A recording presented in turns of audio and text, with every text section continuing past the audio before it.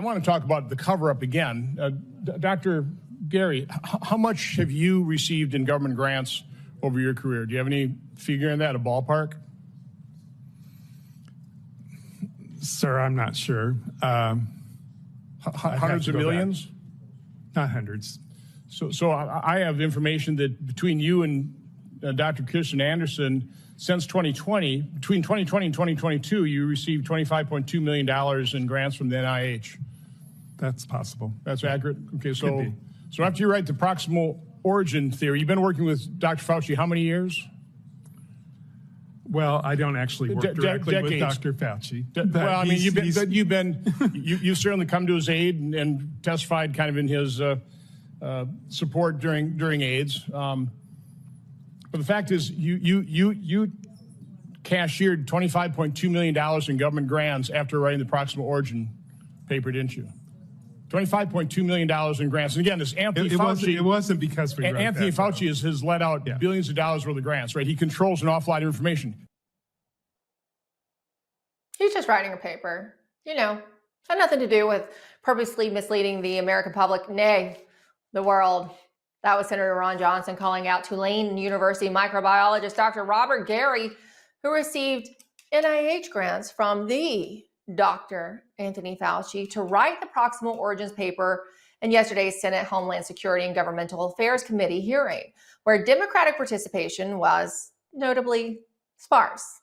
Congressional Democrats have downplayed the significance of COVID-19 origins following conclusions by the FBI, the Department of Energy, that COVID-19 likely leaked, or I would say was released from a Chinese laboratory, which in turn left Dr. Robert Gary out to dry, facing Republicans like Johnson and Josh Hawley to question Gary over COVID's lab-based scenarios. Gary took the Fauci money and ran with a full-fledged cover-up, claiming that COVID-19 emerged naturally, and claimed in the hearing that even the intelligence community agrees with him. That's a little bit delusional, but exposed communications show the paper's authors largely switched their view of origin after talking to Fauci, filled him in on their progress, and thanked Fauci and then National Institutes of Health Director Francis Collins for their advice and leadership during its drafting. Now, at the same time, there are more muddy waters ahead in unveiling the truth about COVID, not only the truth of its origins, but the truth of its deadly so-called vaccines. Yesterday, Attorney General Chris Kobach, as we brought to you on yesterday's show, broke the news that 4 other states will be joining Kansas in suing Pfizer for willfully concealing, suppressing, and or omitting material evidence regarding the safety and efficacy of their mRNA injections. Listen. Pfizer marketed its vaccine as safe for pregnant women. However, in February of 2021, Pfizer possessed reports for 458 pregnant women who received Pfizer's COVID-19 vaccine during pregnancy.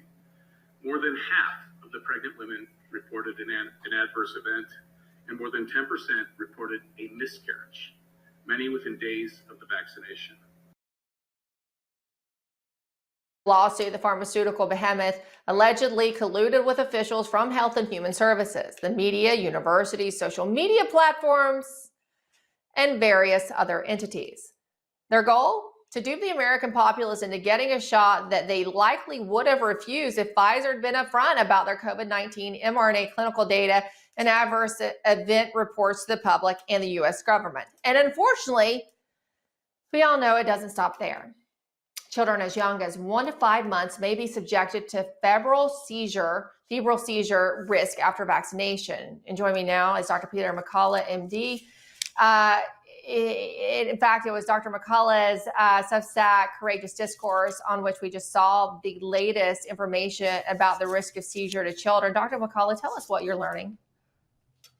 Well, the risk of seizures in children is actually with the MMR vaccine. That was published by the CDC. Now a paper by Nielsen and colleagues from Europe indicates that when a febrile seizure occurs, there is about a 40% risk that a child subsequently can develop a neuropsychiatric disorder like attention deficit disorder, Asperger's, autism spectrum disorder. Even though febrile seizures can occur due to other causes, like having a strep throat or another infection, a leading cause of febrile seizure is actually induced by giving combination vaccines during infancy. So many have said, listen, it's just becoming too much for the children to take so many vaccines all at once. And the World Council for Health now in September has called for basically a halt on childhood vaccination done routinely, and it should be considered much more on a selective case-by-case basis. So a complete halt to the child vaccine program. Wow, that's pretty big, Dr. McCullough. I mean, this has been in place and growing for decades, the childhood vaccination schedule. But growing is the key word, Emerald. You know, the vaccine business has become very big business. And the straw that broke the camel's back was COVID-19 vaccination down to age 6 months of age. Now, there simply are no data to support doing that in children. There's clearly reports of harm, including death in children. And so when we reevaluate the entire vaccine schedule, we simply don't have the threats of diphtheria, pertussis, and some of the legacy problems that we can now treat with antibiotics. So World Council for Health is saying right now it's safer to wait and then make decisions later on. Well, yes. How likely, though, is it for pediatricians to get on board with this? I'll tell you, I just was having a conversation with a friend this week who is sending her kid to kindergarten. She is very conflicted because she is someone who has up to this point vaccinated, albeit on a delayed schedule, an altered schedule, which she was fortunate enough to be able to do that. But most doctors won't even let you do that. They sent you a letter informing you that you're no longer welcome at their practice if you don't go along with the regular childhood schedule. So I mean, I'm asking, what will it take for this to catch on for regular pediatricians so that there will be a halt? It'll take more pressure actually from parents to the pediatricians to really justify what's being done. For instance, hepatitis B is only appropriate for IV drug abusing mothers or active hepatitis B cases, not for all normal infants. The same would be true for, influenza, pneumococcus. Those are adult illnesses. They're not appropriate vaccinations for children. And we can kind of go through the schedule from there. There may be compelling cases, let's say children with cystic fibrosis or other lung conditions where respiratory illness vaccines make sense. But right now, when I was a child, there was just a few shots. Now we're well over 100 total doses, over 70 vaccines through childhood and growing, and the data suggests it's simply too much. Yeah, and looking at this data, this is not something new, right? We've noticed the increase in attention deficit disorder, which I think was one of the issues that you mentioned, besides the effect of seizures. So this has been going on for a while. And this is what the data is from. This is nothing new since the introduction of the mRNA vaccines, correct? Well, it's new in that the messenger RNA vaccines, in a sense, were the straw that broke the camel's back. They're supposed to be given every 6 months after the primary series. 5 studies now show if children go natural in today's world where we have much better antibiotics, healthcare, clean environments, if children go natural with no vaccines whatsoever, they're healthier than their comparative cohorts who are fully vaccinated.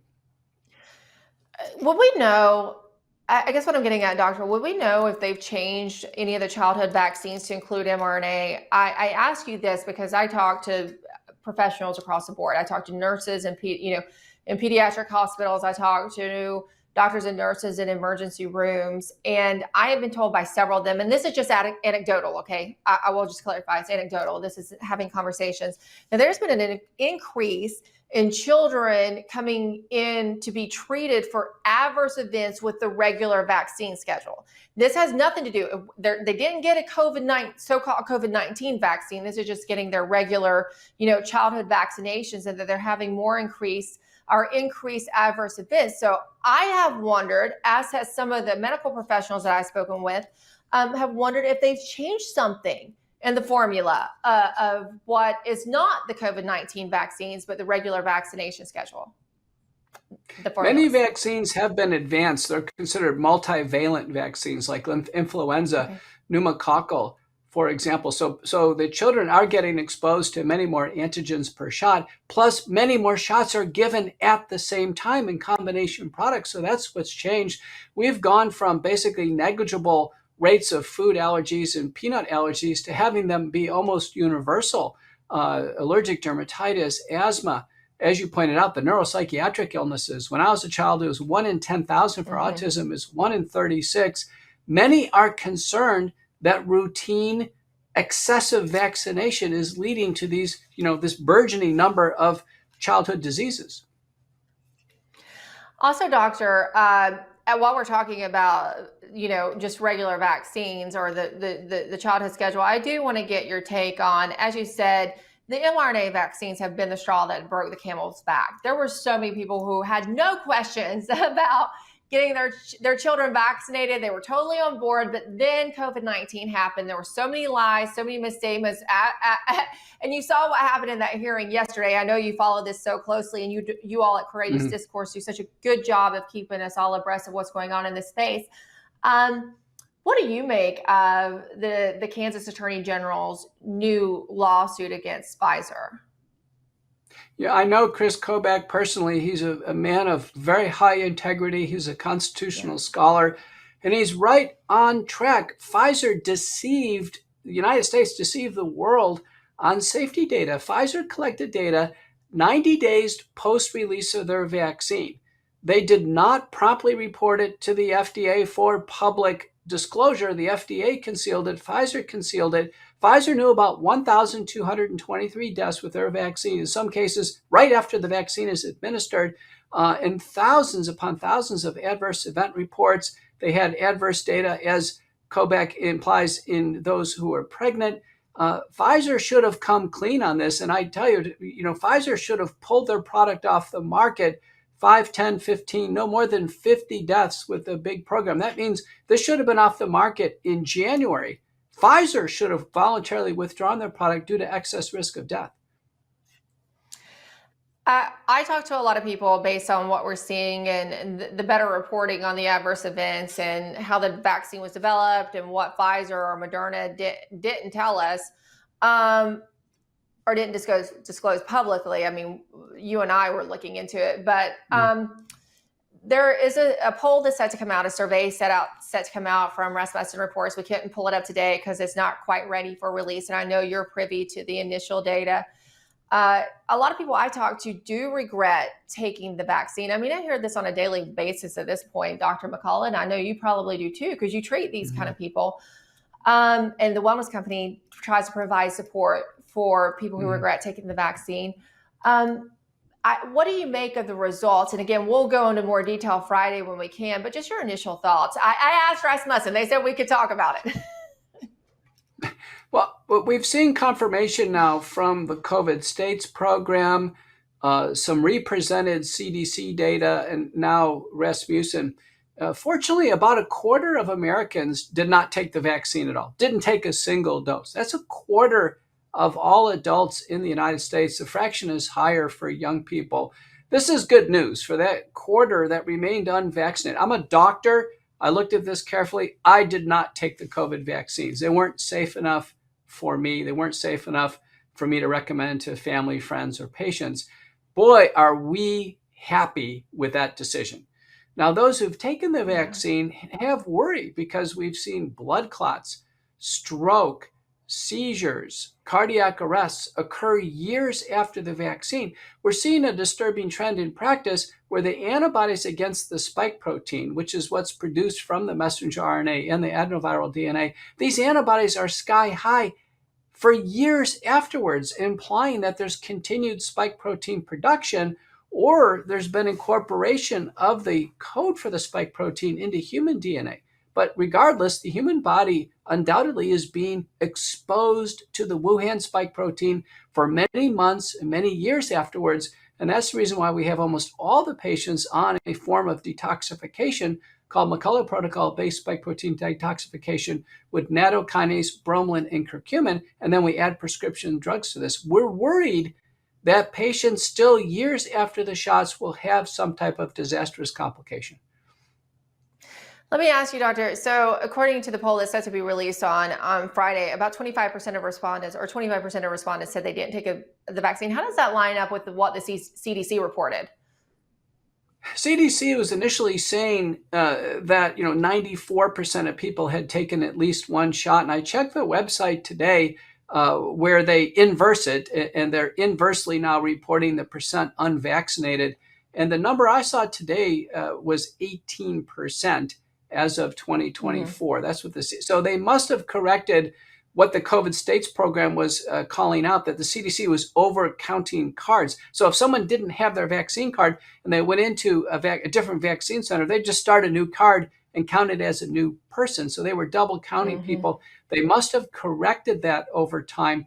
But there's enough information out there, Emerald. We can take it home that a quarter of us did not take the vaccine. And at least for a quarter of the country, we don't have worry about vaccine side effects because we didn't take it.